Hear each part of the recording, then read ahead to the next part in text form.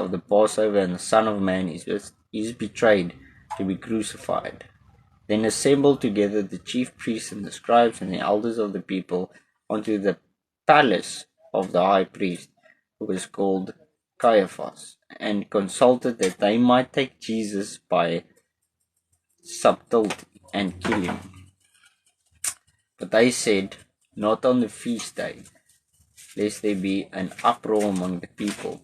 Now when Jesus was in Bethany, in the house of Simon the leper, there came unto him a woman having an alabaster box of very precious ointment, and poured it on his head as he sat at meat.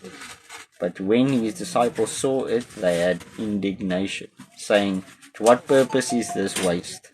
For this ointment might have been sold for much, and given to the poor. When Jesus understood it, he said unto them, why do you trouble this woman? For she has wrought a good work upon me. For you have the poor always with you, but me you don't always have. Excuse me, as for notifications of each of my phone off. For in that she has poured this ointment on my body, she did it for my burial.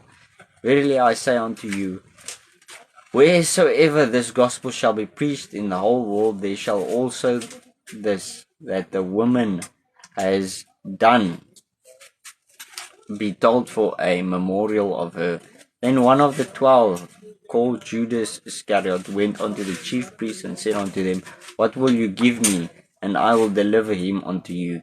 And they covenanted with him for 30 pieces of silver.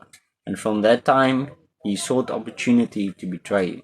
Now the first day of the feast of unleavened bread, the disciples came to Jesus, saying unto him, where will you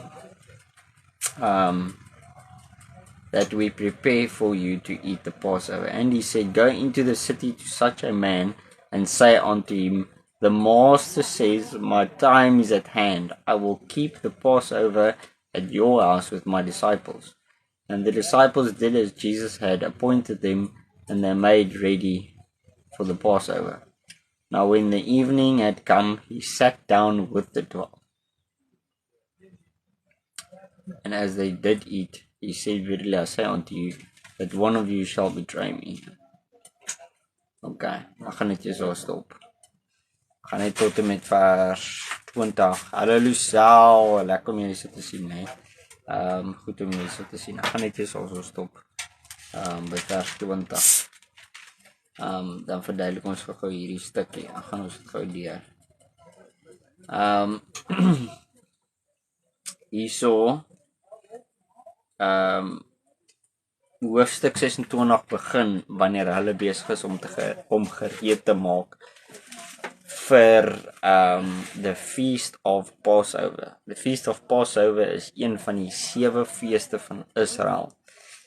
Israel in die Ou Testament moes hierdie feeste bywoon. Dis nie miskien nie, dis nie as jy lus is nie. Jy moes dit bywoon.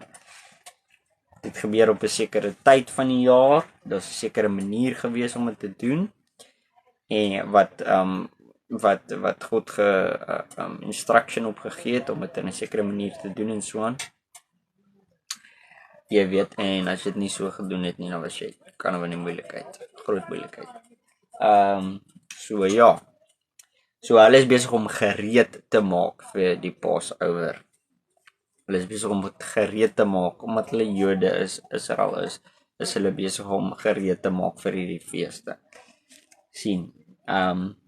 Maar Jesus noem ook dat hy hierdie fees by 'n spesifieke persoon se huis gaan hou. Hy gaan hierdie fees by iemand se huis gaan hy hierdie fees hou. En hulle moet nou begin die disippels moet so lank alles begin regkry. En hulle moet al daai goed moet hulle gaan doen. En hulle kry toe al hierdie goed gereed en alles. En wat toe gebeur is die aand toe hulle dan nou bymekaar sit en so, en julle almal ken die storie. Hulle sit toe bymekaar. en om Passover te celebrate saam. Dit is nou net waar ek opgehou het met lees, maar die Passover fees wat hulle gehou het, is wanneer 'n lam geslag was vir jou sondes. Okay, op hierdie fees, ja, het geëet en allerlei goed. Daar was brood gebreek, al skitte van goed. Maar een van die groot dinge daarvan is, daar was 'n lam geslag vir die as 'n sondeoffer. Right. En ons almal weet dat Jesus word die lam genoem, die lam van God. En daai fees wat hulle vir iets soos 2.500 jaar al vier. Wat oorspronklik kom die Passover fees van Exodus af. Passover het God gesê elke jaar moet hulle dit bywoon en hulle moet hierdie fees doen sodat hulle kan onthou. Hulle moet dit doen in remembrance, in onthouing van wat God vir hulle gedoen het. Dat God het hulle dat God het hulle beskerm toe God die doodsengel in Egypte ingestuur het en al die eerstgeborenes doodgemaak het. En hoe hy hulle beskerm het, almal ken seker die storie, is hulle moes 'n lam slag en die bloed moes hulle aan die deurposte smeer. Wie ook al die bloed van daai lam gehad het op hulle deurpos, die doodsengel niemand mag nie aan enige lewe dag vat het nie, hy mag ook daar binne gaan het. Sien, so was baie van die Egiptenare se eerstgeborenes doodgemaak en so aan deur die doodsengel. So ja, en dit is wat dit verteenwoordig in die Nuwe Testament, dat Jesus is die lam van God. Hy is die lam wie se bloed gebruik gaan word om God se kinders te koop, om hulle uit slawerny, om hulle uit Egipte, om hulle uit die wêreld uit te koop en uit die wêreld uit te vat. Sowel as om hulle geestelik te beskerm. Soos die lam van God. Jesus Christus is basies die lam wat geslag moet wees op hierdie fees. So as jy ooit gewonder het op wat se fees is Jesus se kruisiging gewees, dit is op Passover gewees. Op die fees Passover was die lam geslag, was Jesus gekruisig. Maar voordat jy daai lammetjie kon slag, is daar sekere goed wat plaas moes vind. Okay, die lam was gewas want hy moet skoon wees. Daar's allerlei preparations wat gemaak moet word. Daarvoor jy vat die sonde en jy plaas dit simbolies, plaas jy dit op daai lam. Dis waar die gesegde vandaan kom, scapegoat ook. Dis 'n ou Israel commandment wat God gehad het. Dus hoekom ons daai gesegde het, 'n scapegoat, want jy sit die sonde op hom.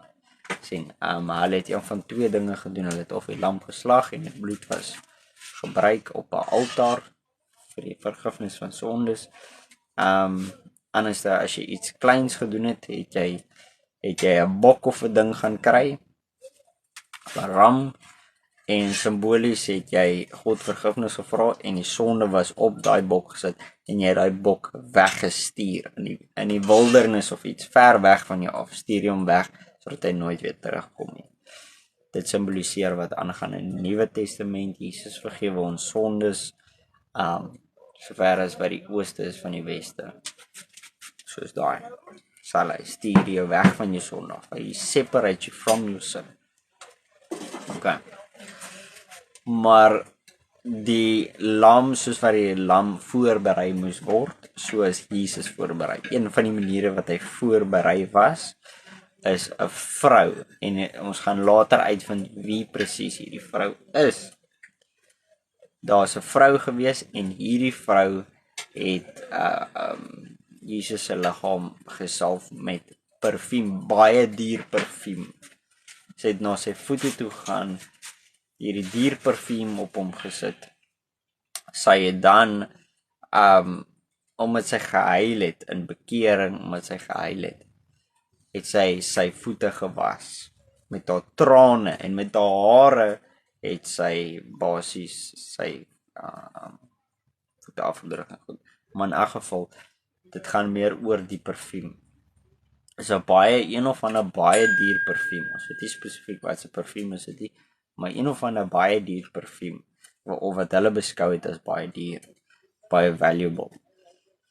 En wat toe gebeur het, is dat terwyl sy dit doen, het een van die disippels het opgestaan. Ons gaan bietjie later gaan ons uitvind wie presies was hierdie disipel wat opgestaan het en nie gehou het van wat hy sien nie, wat hierdie vrou besig was om te doen.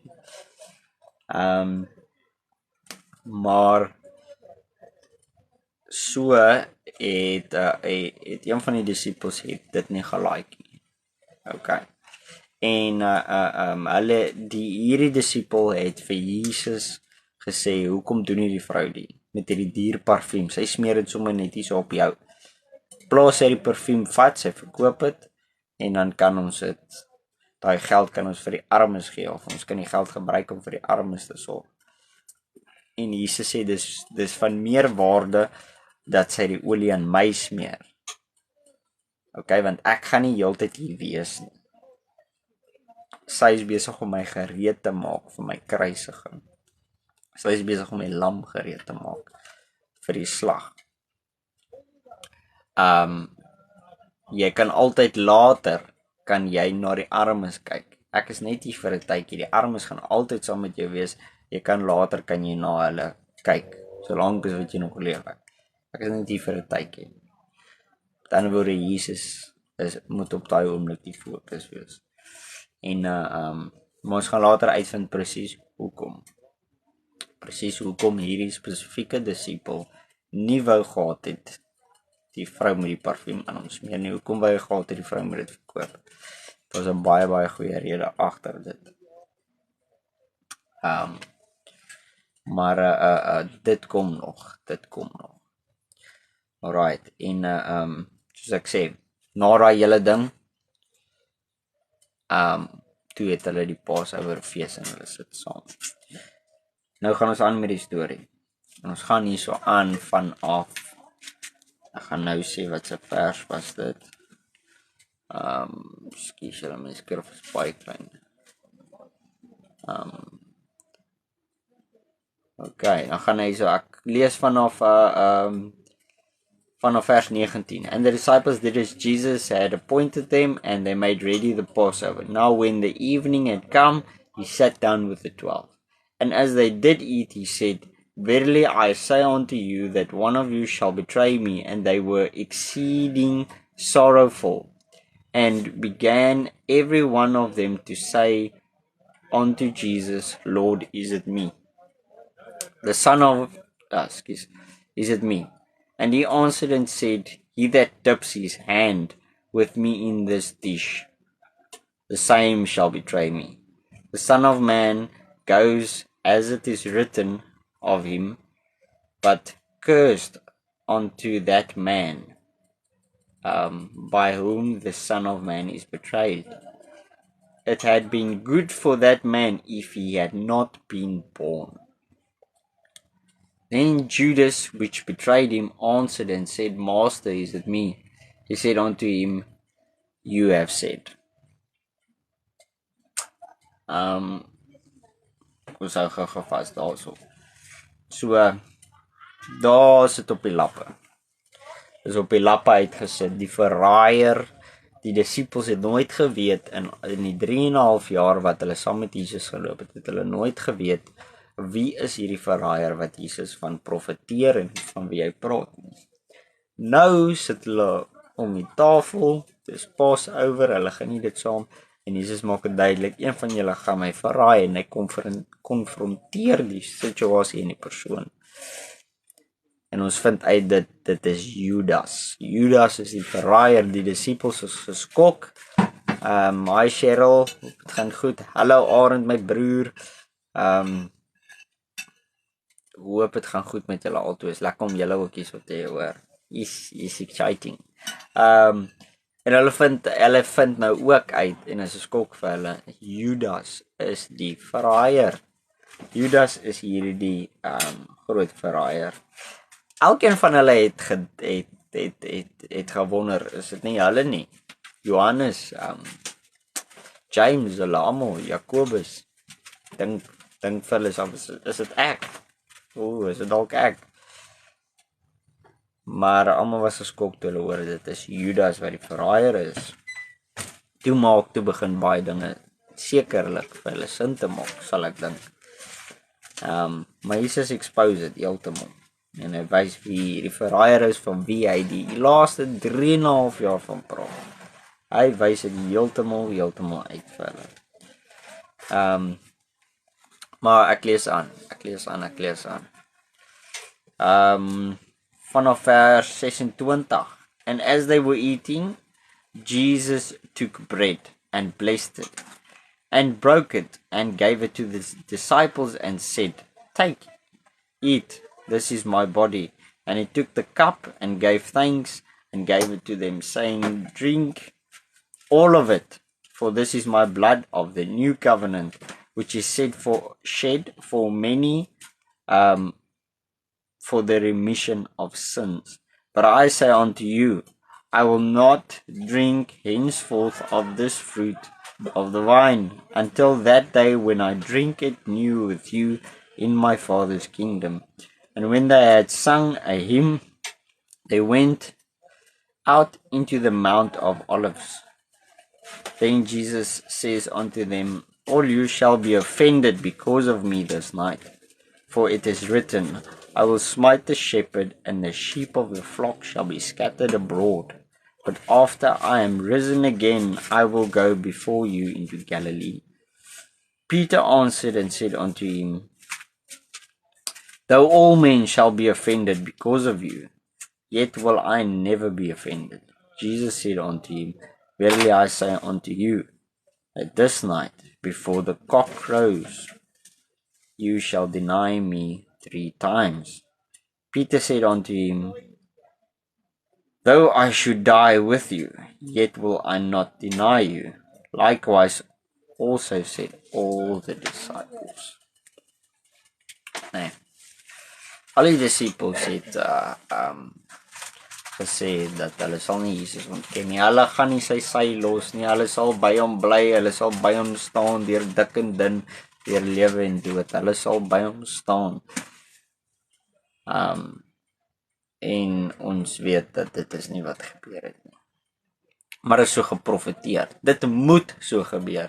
En dit het so gebeur. Dis hoekom Jesus verwys na 'n profesie in jou Ou Testament, wat hy van praat. I will strike the shepherd, and the sheep, the flock, they will scatter. Want dis presies wat ons later 'n paar hoofstukke aan wat ons gaan begin sien. Wanneer Jesus toegesluit word, dan sien ons as die disippels weg. Hulle is bang. Hulle is lafaarde. Reg? Dit sien ons. En dan die ander goedjies is maar net die wat ons noem Lord's Supper, communion, nagmaal, soos wat jy ken. Dit is waar jou kerk, as jy in 'n kerk was en hulle doen nagmaal of iets, dis waar dit vandaan kom. Hierdie teks, dis waar dit vandaan kom. Terwyl Jesus hierso preek, nee, hierdie is tegnies gesproke, is hierdie nog Ou Testament. Okay. Hy sê, my bloed is vir die nuwe verbond, is vir die nuwe testament, dan word na my dood. Dis vir daai. Alright. Dis waarin die hele nagmaal ding vandaan kom, soos ek sê. Jy weet mos, hulle gee vir jou 'n stukkie brood of iets, dit is sy liggaam. Gee vir jou so 'n klein glasie wyn of sap of wat ook al, dit is sy bloed. Hierdie doen ons in remembrance van wat hy gedoen het op die kruis vir ons. Sy bloed was gespil vir ons. sodat ons vergifnis van sondes kan hê. Sy liggaam was gebreek sodat ons geestelik herstel kan word. Okay. So dit is deel af. So dit is iets baie groot en ou kan dieper in dit ingaan. Die bloed is vir die Nuwe Testament en die bloed van Jesus is powerful. Sê ek dit reg, Sasha of Sashia, ek sê seker, jammer as ek dit verkeerd sê. Dankie. Maar ja, alle eer aan die Here. Die Here gee my testimonie sodat ek sy naam weer kan groot maak. So ja, maar dankie. Ek hoop dit was 'n seëning. Maar in elk geval, so die bloed van Jesus Christus red mense. Daar's niks so kragtig soos die bloed van Jesus nie. Daar's niks so kragtig. In die geesteswêreld is daar niks so kragtig soos die bloed van Jesus Christus nie.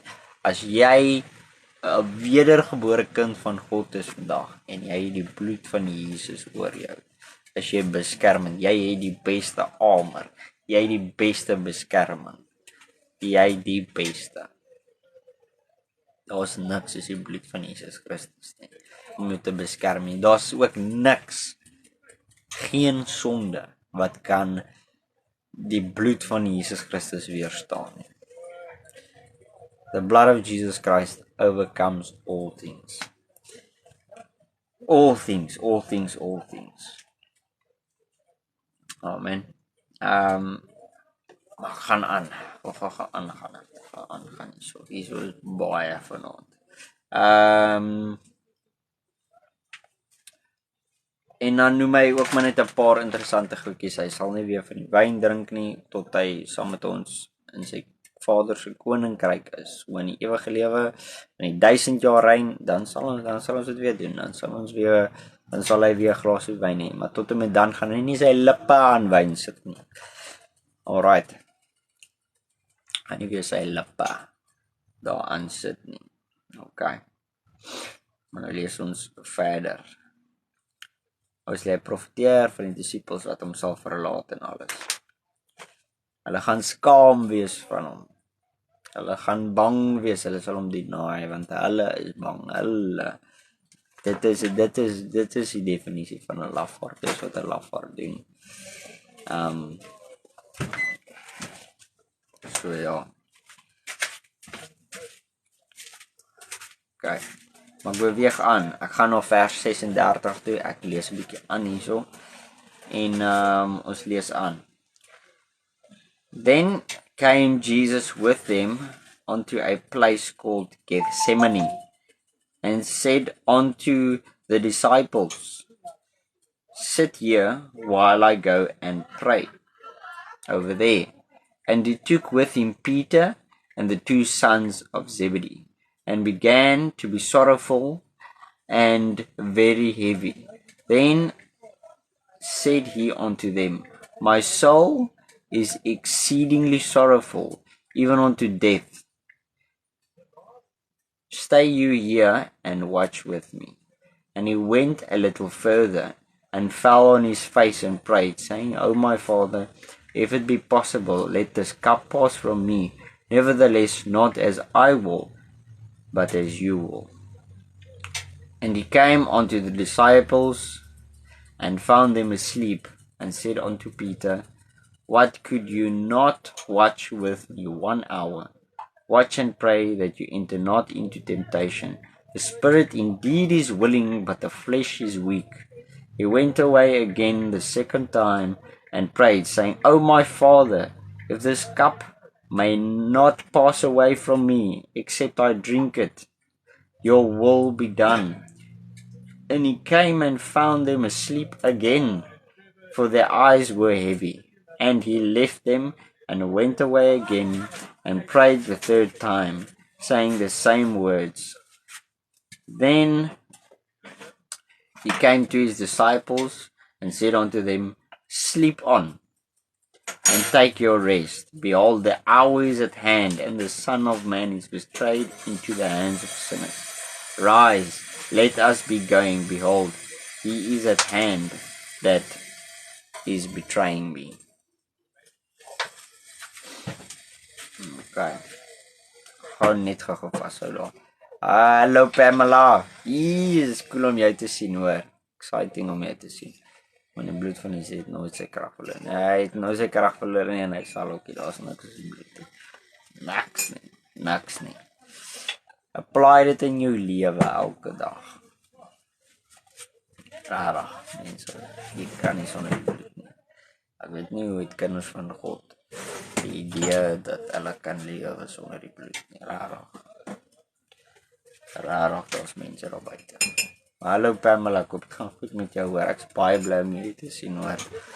Jy maak my hart sommer warm dat jy hier is. Kijk, ons hou gou vas hierso.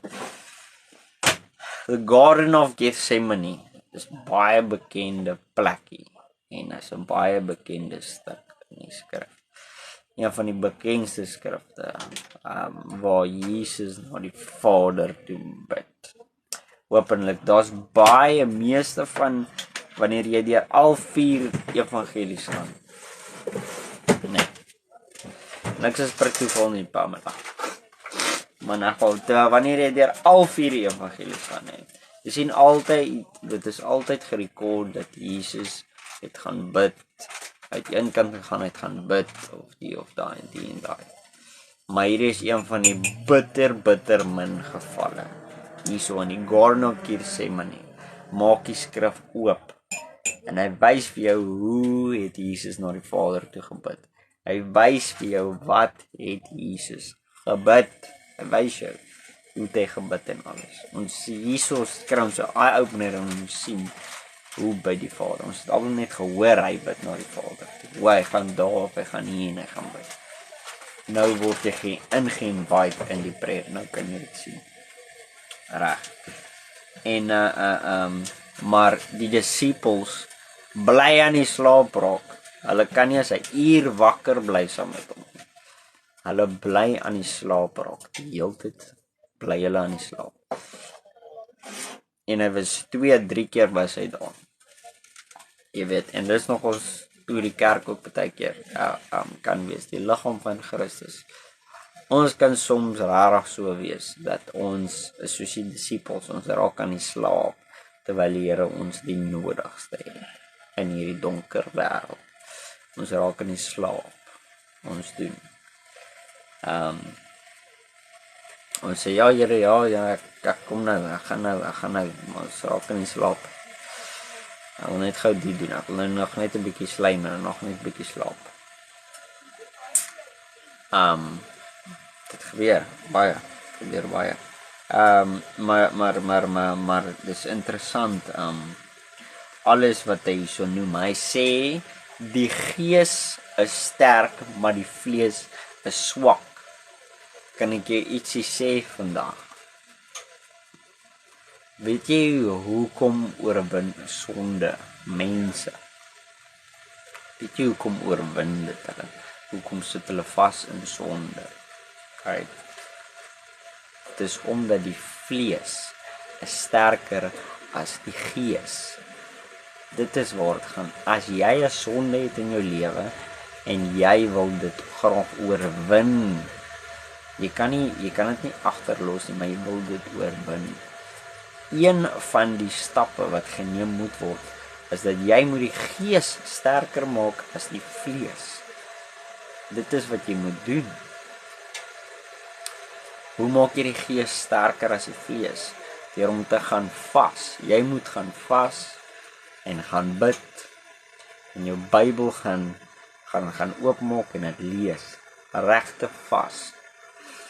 Dit is wat jy moet doen. Nie vas vir 'n halfuur of iets soos dit nie. Jy moet vas dat jou liggaam afbreek en jou gees opbou. En jy bou jou gees op met die woord en met gebed. En dan dit is wat jy moet doen. Maar die oomblik as jou gees swak is en jou vlees is sterker, Ek gaan die sonde heeltyd oorwin. Jy gaan nie lus wees vir Bybel studie nie. Jy gaan nie lus wees vir vir bid nie. Jy gaan nie lus wees vir vas nie. Jy gaan nie plek hê vir daai goed nie. Jy gaan nie tyd hê vir daai goed nie. Jy gaan geen lus hê om daai goed te doen nie, want jou vlees is baie sterker. Onthou, die vlees en die gees beklei heeldag te mekaar. Die hele dag te mekaar. En net een van hulle kan wen. Dis jou keuse, wie gaan jy laat wen? Die vlees of die gees? En die ding is dat jy moet die vlees swak maak. Jy moet die gees al hoe sterker en al hoe sterker en al hoe sterker en al hoe sterker maak, nee. Sodat die gees, die vlees begin oorvat. Dan loop dit oor in jou woorde, in jou dade, in jou gedagtes.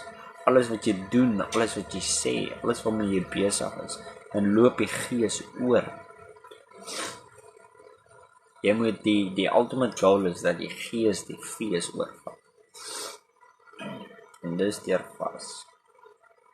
En dis hoe ons nou dan kom aan die Here. Ek het toe met 'n dag gepraat en sy het met iemand se nommer gegee. Ek kry volgende Woensdag berading. Dis great, Pamela.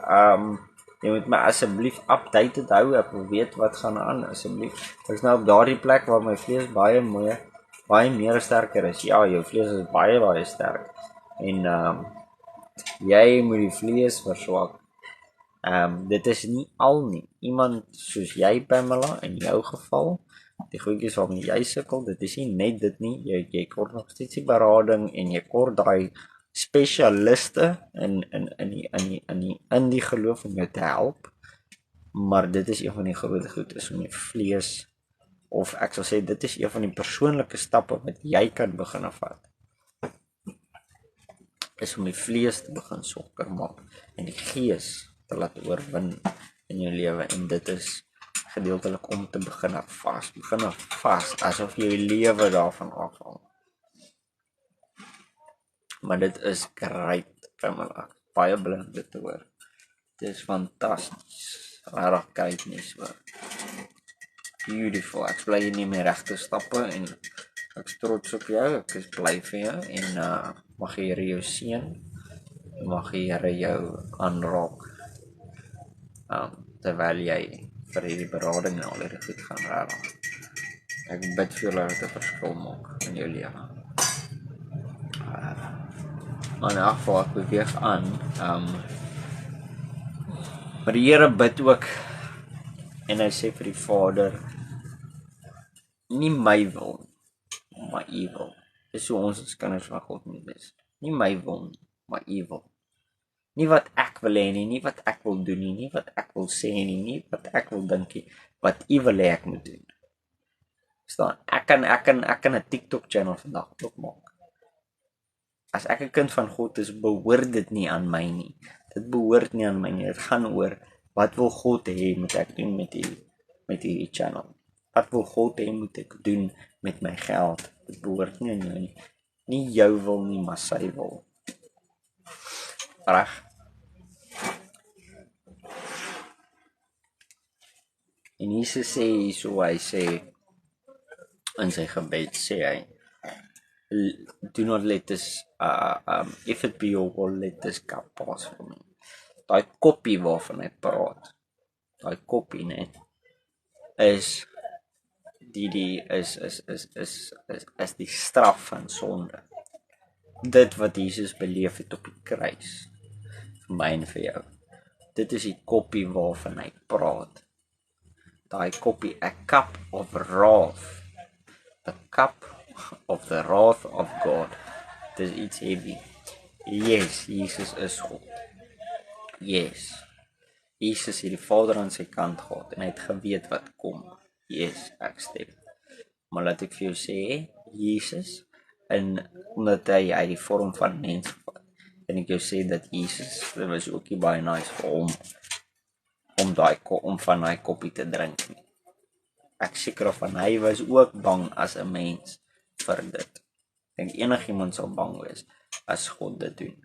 En dit is ultimately wat met baie mense sal gebeur, ongelukkig. Die hel. cup of the wrath of God, die hel. Dis daai koppie. En dit is wat Jesus beleef het op die kruis. En hy vra, as dit moontlik is, as dit in u wil is, laat dit net verby my gaan. Ek wil nie dit doen. Ek wil nie van daai koppie graag drink nie. Maar ek wil ook u wil doen. Ek doen eerder die wil en drink van die koppie.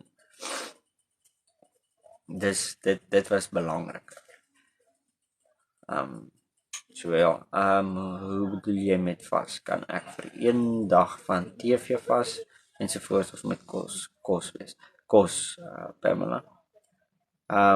Om van TV of van jou foon of van movies of musiek of wat ook al te vas is baie beneficial vir verskeie redes. Maar jy moet vas, Pamela.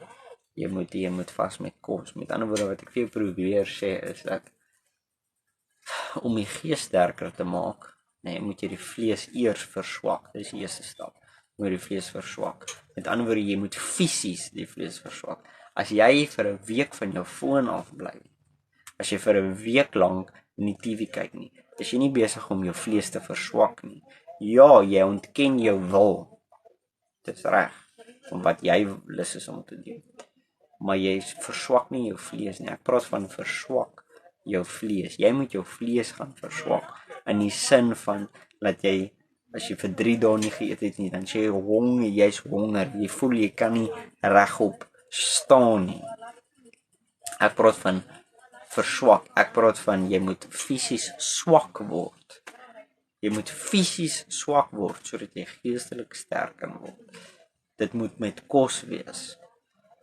Okay, jy moet probeer 'n droë vas doen. As jy medikasie of so het, dis 'n bietjie anders. Okay, as jy medikasie het of so, dit kan nou meer oor gesels. Maar jy moet daai gaan jy net doen met 'n kos vas. Jy kan nie vas van jou foon af vir 'n week af nie. Dit verswak jy nie. Dit maak jy nie honger en dit maak jy nie dors nie. Verstaan jy? So, dis wat jy moet doen. Jy moet liggaam verswak deur om te vas van kos af. Dit is kos wat die liggaam die hardste slaat. Jou liggaam kan nie sonder kos of water. So dis hoekom jy daai goed gebruik. Verswak jou gees. Ja, yes, Jesus het bloed gesweet. Weet julle dit, hy het gebid. Hy het so hard gebid dat sy sweet in bloed verander het. Dis intens. Dis intens. Dis nie 'n joke nie. Dis iemand wat die vrees van God in hom het ook. Maar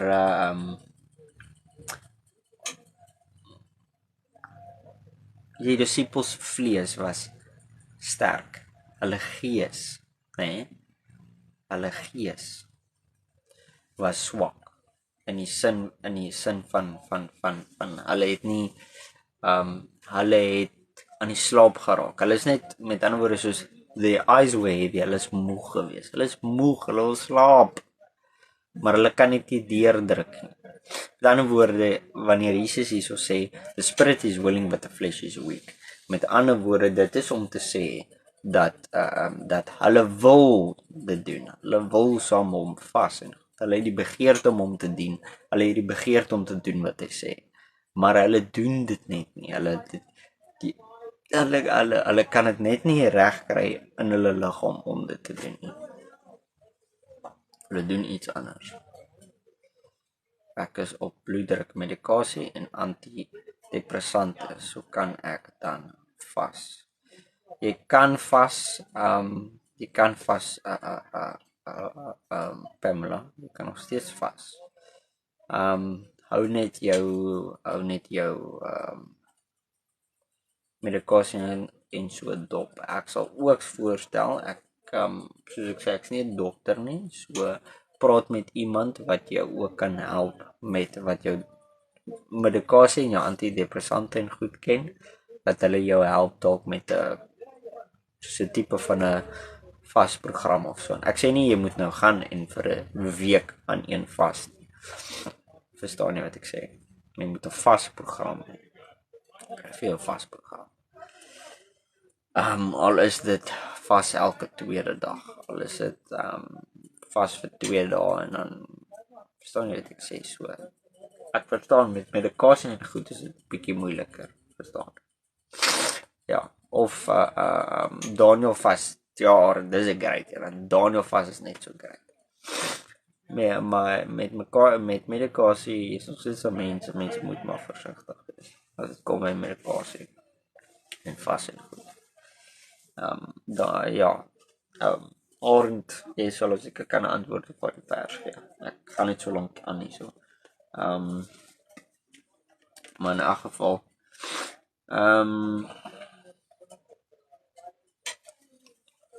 Ekskuus julle, ek wil net gou optel waar ek laaste gestop het. Net 'n oomblik. Okay.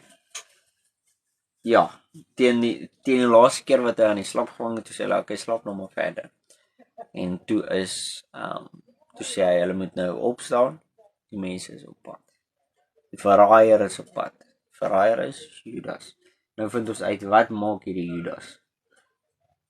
And while he spoke, behold, Judas, one of the 12, came, and with him a great multitude with swords and staves from the chief priests and elders of the people. Now he that betrayed him gave them a sign, saying, Whosoever I shall kiss, that same is he. Hold him fast. Okay. And forward he came to Jesus and said, Hail, Master, and kissed him. And Jesus said unto him, Friend, wherefore did you come? Then they came and laid hands on Jesus and took him away. And behold, one of them, which was with Jesus, stretched out his hand and drew his sword and struck a servant of the high priest and cut off his ear. Then Jesus says unto him, Put up again your sword into its place, for all they that take the sword shall perish with the sword.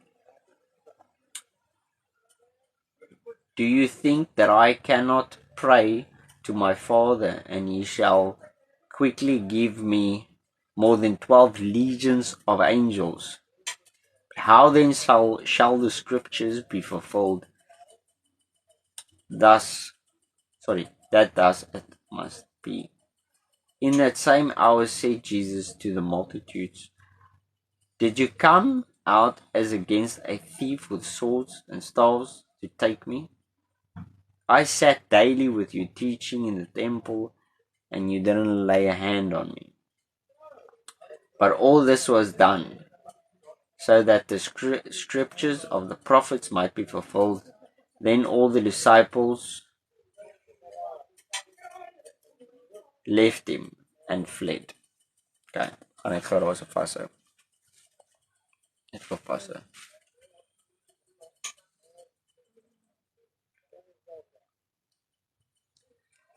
Okay, net gou vashou, net so vir 'n oomblik. Okay. Vir die verraaier is bekend, maar Judas kom saam met die verraaier, saam met die Romeinse mense en almal, en hy sê vir hulle, die ou wat ek soen, hy is die ou wat julle moet gryp. Verstaan? So Judas speel nog steeds hierdie tipe onskuldigheid, as ek dit so kan sê. Ja, stoute Judas speel ek wil amper 'n prentjie skep van dat hy speel hierdie onskuldigheid nog steeds. Hy sal nie daar in hardloop en voor almal sê, daar hy vat hierdie Jesus en gryp hom. Hy is die ene wat julle moet gryp nie. Hy speel dit so in 'n skelm storie en gaan na Jesus toe so sê, hey Jesus, hallo. Dis kom hy sê, my Lord. Hy sê vir hom nog, my Lord. Hey, my Here, gaan dit. Verstaan, gee hom 'n pik op die wang en hulle weet, dis die ou wat ons moet gryp. Jesus weet klaar hy is die verraaier, die mense weet klaar hy is die verraaier, maar hy speel nog steeds die game. Nog steeds speel hy die game. Hy glo hy het seker al sy eie leuns begin glo. Maar in elk geval, en so gryp hulle vat Jesus weg. En die disippels is besig om te skatter. Maar net voor dit, Petrus, die ouens wat passievol was oor die Here. Petrus. Is 'n lafaard gewees, maar hy was passionate oor die Here ook. Hy ruk sommer een van die soldate se swaarde uit en hy sny die ou se oor af. En Jesus sê vir hom, if you live by the sword, you will die by the sword. Dit sien ons baie. Live by the sword, you die by the sword.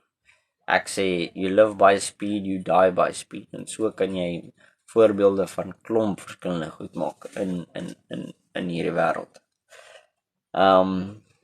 Jy weet, live by boxing, you die by boxing. As ek dit so kan stel. Maar in 'n geval so,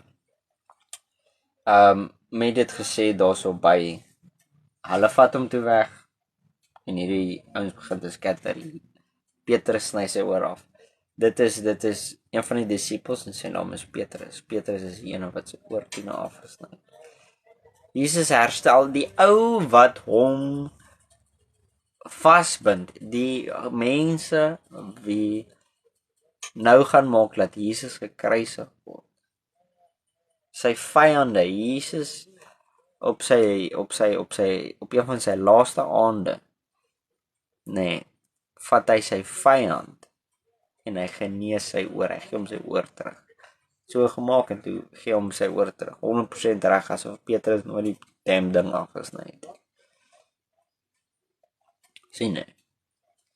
So dit wys jy die karakter en die liefde en die genade van God. Dat even sy kruisigers het hy vergewe en was hy genadiglik op. Verstaan? Maar baie goed is, maar Jesus sê iets interessant ook. En hy praat van dat ek preek al 3,5 jaar hier tussen julle. En julle het nie 'n vinger aan my gelê of enigiets soos dit nie.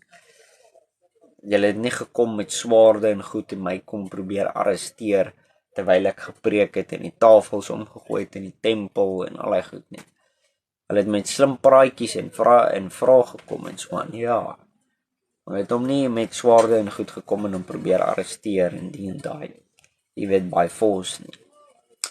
En hy probeer die mense laat dink en laat besef, met nog 'n statement wat hy daarna maak, wat hy ook sê, weet julle nie dat ek kan nou vir my Vader vra om my 'n legioen engele te stuur en julle almal uit te haal nie. Verstaan, hy probeer hulle die obvious wys. As hy regtig wil, kan hy dit doen. Hulle kan hom niks maak nie. Maar hy kies dat dit so moet wees. Hy lê sy lewe neer.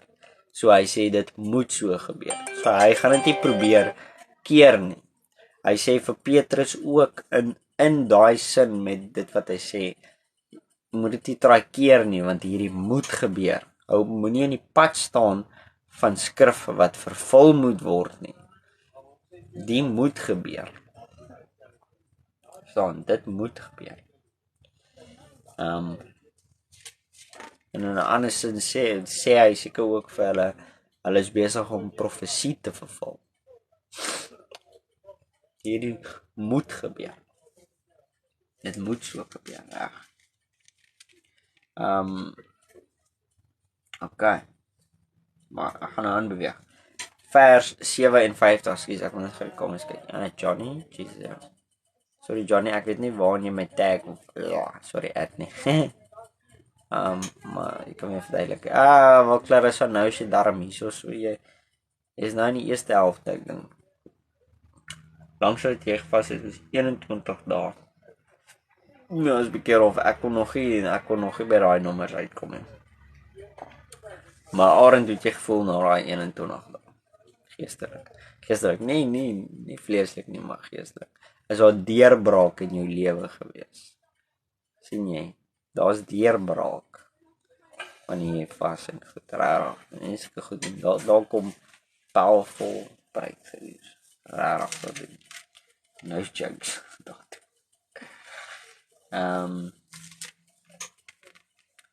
Maar beweeg aan. Vers 57 is waar ek nou verder gaan lees. Hoor hierso. And they that had laid hold on Jesus led him away to Caiaphas the high priest, where the scribes and the elders were assembled. But Peter followed him afar off unto the high priest's palace, and went in and sat with the servants to see the end.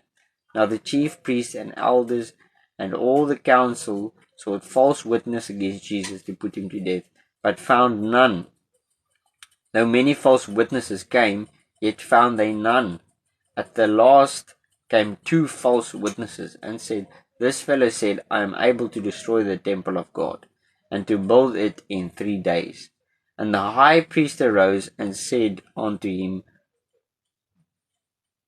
Do you not answer? What is it which these witnesses say against you?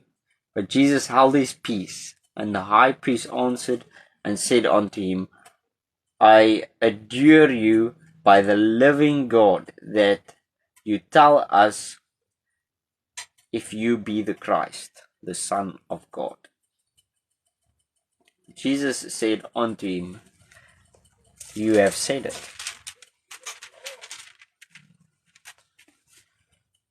Nevertheless, I say unto you, hereafter will you see the Son of Man sitting on the right hand of power, and coming in the clouds of heaven. Then the high priest rent his clothes, tore his clothes, saying, He has spoken blasphemy.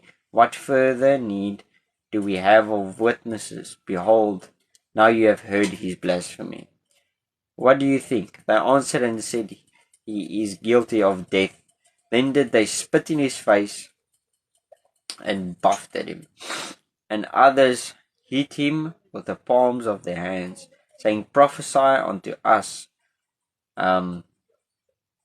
Christ, who is the one that hit you? Now Peter sat without in the palace, and a damsel came unto him, saying, You were also with Jesus of Galilee. But he denied before them all, saying, I do not know what you're saying. And when he was gone out into the porch, another maid saw him, and said unto them that were there, This fellow was also with Jesus of Nazareth. And again he denied with an oath, I do not know the man. And after a while came unto him they that stood by, and said to Peter, Surely you also are one of them, for your speech betrays you. Then began he to curse and to swear, saying, I know not the man. And immediately the cock crowed. And Peter remembered the word of Jesus, which said unto him, Before the cock crow, you shall deny me thrice. And he went out and wept bitterly. Sorry julle. Okay. Dis die laaste stukkie wat ek van die hoofstuk wat nou oorbly. En dan obviously ek sal baie cross references en goedjies sal ek weer op die groepie sit. Die notas, al daai klas wat ek sal ek klas het. Ja, dis nog 'n intense deeltjie, né? Niets wat enigiemand sal vergeet nie. Maar baie goeie stuk. En hierdie is waar die, sal ek sê, die trial van Jesus Christus omtelik nou begin. Is toegesluit. Hy word nou voor die hoëpriesters, die religious leaders word hy nou gebring en so aan. En hulle het probeer om false witnesses teen hierdie ou te kry. Om teen Jesus te gaan en hulle het probeer, maar hulle kon nie reg kry nie. Eventually toe kry hulle 2 witnesses. Okay, en hulle, een van die goed wat hulle gesê het teen hom is hy het gesê, hy gaan hierdie tempel vernietig. Okay. Nou, dit word beskou as die tempel van God. En hulle en Jesus, hoe hulle dit beskryf het, is dat Jesus het die tempel bedreig. En ja, Jesus het gesê, hy gaan die tempel vernietig en hy sal dit oorbou in 3 dae. Korrek, hy het so gesê. Maar hulle het nou maar net sy woorde verdraai. Jesus het gepraat van sy liggaam en hulle het sy woorde gaan verdraai en sê hy bedreig die fisiese gebou. Alright, dit is hoe dit 'n false witness is. Hy het daardie woorde gesê, maar hulle verdraai dit. So ek weet dit lyk asof ek wil moeilikheid maak, maar ek's ernstig. O, tannie Hetty, ek onthou, dit was nou die aand op ons live. Ek onthou goed. Ek dink ek het vir Tannie verduidelik. Tannie Hetty, sorry, ek sê Tannie, want ek sien daar staan Tannie. Maar ek dink ek het nou die aand verduidelik. Maar ek sal, as ek hierso klaar is, ek gaan nou klaar wees, dan kan ons dalk nie gesels oor. Maar net so min. Okay.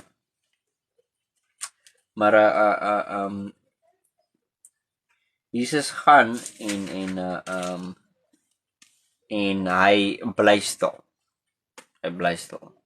En die ander ding is wat toe gebeur is hulle vra hom hy sê my regheid nou, sê ons regheid nou. Is jy die seun van God? Is jy die Christus? Is jy die Messias? Is jy die een? As jy die seun van God? En Jesus sê jy het reg geantwoord. Ja, so hy het bevestig hy is. Deur dit. En hulle het dit nie gelike nie. Maar toe sê hy die ook saam met dit. En dit is wat hulle regtig kwaad gemaak het. Hy sê die, nevertheless, I say unto you, hereafter shall you see the Son of Man sitting on the right hand of power and coming in the clouds of heaven. As jy weet wat dit regtig beteken, en in hierdie konteks, in 'n Joodse manier, wat beteken dit vir hierdie religious leaders? Jesus sê in daai kort stukkie daar, verklaar hy homself nie net as die seun van God nie. Hy verklaar homself as die seun van die mens. Hy verklaar homself as die almagtige God, die skepper van hemel en aarde. En hy sê, julle sal my sien terugkom. En dit is 'n groot blasfemie om te sê jy is God, om te sê jy is die seun van God, jy is die seun van die mens. Dit is dood. Jy het hulle kwaad gemaak. So Caiaphas was so kwaad geweest. Hy het sy kleed gevat en hy het geskeer. Onthou vir hulle, as jy kleed skeer, dan that means business. That means jy's nou upset oor. Dis wat hulle gedoen het. As jy ouer was en byvoorbeeld jou kind het nou vir jou heavy gelieg en jou seer gemaak, dan sal hulle byvoorbeeld hulle kleed skeer en sê jy's nie meer my kind nie, verstaan? Dis hoe ernstig dit is as hulle kleed skeer. Dis nie jy doen dit nie net wanneer jy kwaad is nie. Dit is soos 'n uitbarsting. Dit is 'n heavy een. Verstaan, maar hy het 'n groot Jesus het 'n baie groot statement nou gemaak. Wat hulle glad nie gelike het nie. So by so, hy sê hulle kon nie meer getuies nie en die man verdien die dood. That's it, ons het klaar alles gehoor.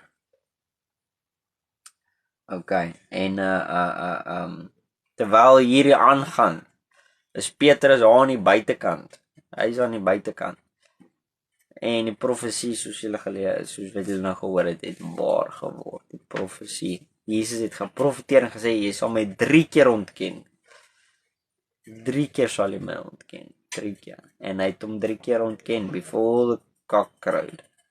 Het hom 3 keer ontken. En